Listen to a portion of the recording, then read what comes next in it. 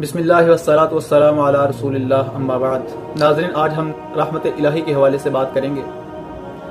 دنیا کائنات کے اندر ہم جتنے بھی مذاہب کا مطالعہ کر لیں، جتنے بھی ادیان دنیا کے اندر موجود ہیں، جب ہم ان کا مطالعہ کریں، ان کی اسٹڈی کریں، ان کو پڑھیں، تو ایک ہی بات ہمیں نظر آتی ہے کہ اس کا موجد، اس کا ایجاد کرنے والا کس قدر غیظ و غضب کا مالک تھا، کس قدر غصے والا تھا۔ لیکن صرف اسلام وہ واحد مذہب ہے، واحد وہ دین ہے جس نے جہاں پہ اپنے رب کا قہر بیان کیا، اپنے رب کا غیظ اور غضب بیان کیا، اس سے کہیں زیادہ بڑھ کے اس کی شفقت، اس کی محبت، اس کی رحم دلی کا احساس دلایا کہ اللہ رب العالمین کی رحمت اس کے غضب، اس کے قہر سے کہیں زیادہ ہے۔ اللہ اکبر۔ اس کا اندازہ آپ قرآن کریم کی ابتدائی آیات سے ہی لگا سکتے ہیں۔ قرآن کریم کا آغاز ہی اس بات کی دلیل ہے کہ رب العالمین کی رحمت کس قدر جوش والی ہے، کس قدر کمال درجے کی ہے۔ ابتدائی آیات، قرآن کا آغاز کہاں سے ہوتا ہے؟ بسم اللہ الرحمن الرحیم۔ I starts with the name of Allah۔ میں اللہ کے نام سے شروع کرتا ہوں۔ کون؟ اللہ۔ آگے اللہ کی صفت بیان ہو رہی ہے، الرحمن الرحیم۔ اللہ اکبر، کہ جو بڑا مہربان اور نہایت رحم کرنے والا ہے۔ اب رحمان کا مطلب کیا ہے؟ رحمان عربی کے اندر فعلان کے وزن پر جب کوئی چیز آتی ہے تو اس کا مطلب یہ ہوتا ہے کہ وہ چیز وہ کمال درجہ رکھتی ہے، وہ کمال درجے کو پہنچ چکی ہے۔ رحمان کا مطلب ہے کہ اللہ رب العالمین کی رحمت کمال کو پہنچ چکی ہے۔ اس سے رحمت الہی کے جوش کا اندازہ ہوتا ہے۔ اب کوئی یہ نہ سمجھ بیٹھے کہ جوش تو ایک عارضی فعل ہے، اگر کسی کو جوش آیا تو ظاہر ہے کچھ حد تک جوش انسان کو آتا ہے، بعد میں مانند پڑ جاتا ہے۔ لیکن یہاں پہ ایک بات، کیونکہ اللہ رب العالمین کی تمام صفات کاملہ ہیں، رحمت الہی کا جوش کیوں نہ ہو، کیونکہ اس بات کی وضاحت آگے الرحیم نے آ کے کر دی، کیونکہ الرحیم کے اندر دوام پایا جاتا ہے، ہمیشگی پائی جاتی ہے۔ الرحمن الرحیم۔ اللہ اکبر۔ پھر آگے کیا؟ الحمدللہ رب العالمین۔ تمام طریقے اس رب کے لیے، اس اللہ کے لیے جو تمام جہانوں کا پالن ہار ہے، تمام جہانوں کا رب ہے۔ کون؟ اللہ۔ الرحمن الرحیم۔ آگے پھر وہی صفات بیان ہوئی جو نہایت ہی مہربان اور رحم کرنے والا ہے۔ اللہ تعالیٰ قرآن کے اندر کیا فرماتے ہیں کہ میری رحمت اس قدر وسیع ہے، اس قدر کمال درجہ رکھتی ہے، اس قدر جوش والی ہے کہ اس سے کبھی بھی نا امید نہیں ہونا۔ اعوذ باللہ من الشیطان الرجیم۔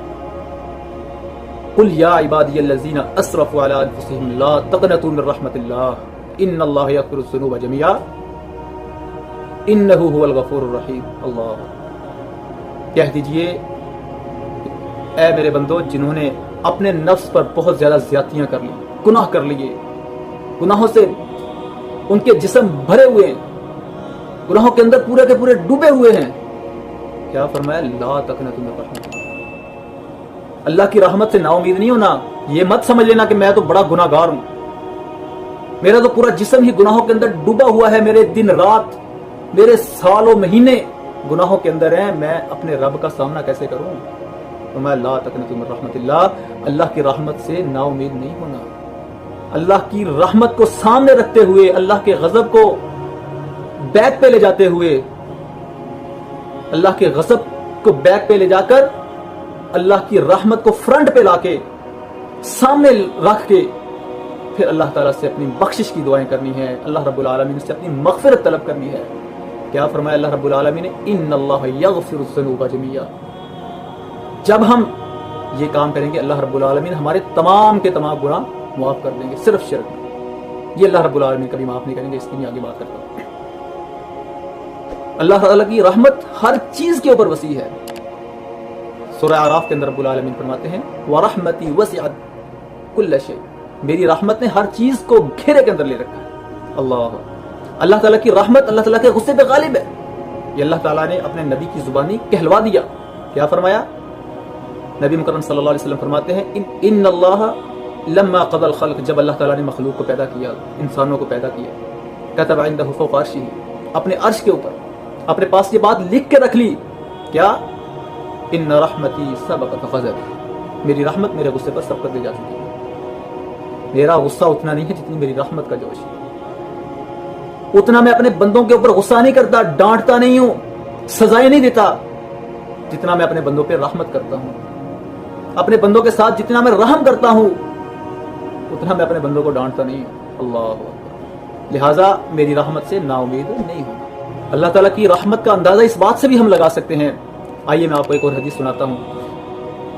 سیدنا ابو ذر رضی اللہ عنہ سے مروی ہے کہ نبی مکرم صلی اللہ علیہ وسلم نے ارشاد فرمایا، اتانی آتم من ربی واخبرنی، کہ میرے پاس رب کی طرف سے آنے والا آیا، فرشتہ آیا، اس نے مجھے خبر دی، او قال بشرنی، یا مجھے خوشخبری سنائی، کس بات کی؟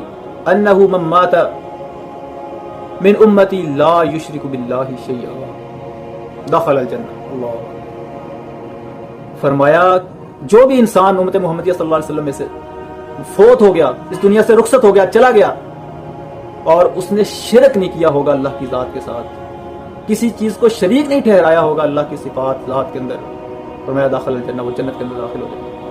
تو ابو ہریرہ رضی اللہ عنہ فرماتے ہیں، میں نے سوال کیا، وَإِن زَنَا وَإِن سَرَقَ، اگرچہ اس بندے نے زنا کیا ہو، چوریاں کی ہوں، زنا کیے ہوئے ہوں، تو نبی کریم صلی اللہ علیہ وسلم نے فرمایا وَإِن زَنَا وَإِن سَرَقَ، اگرچہ اس نے زنا کیے ہیں، اگرچہ اس نے چوریاں کی ہیں، لیکن اس نے رب کی رحمت کو سامنے رکھتے ہوئے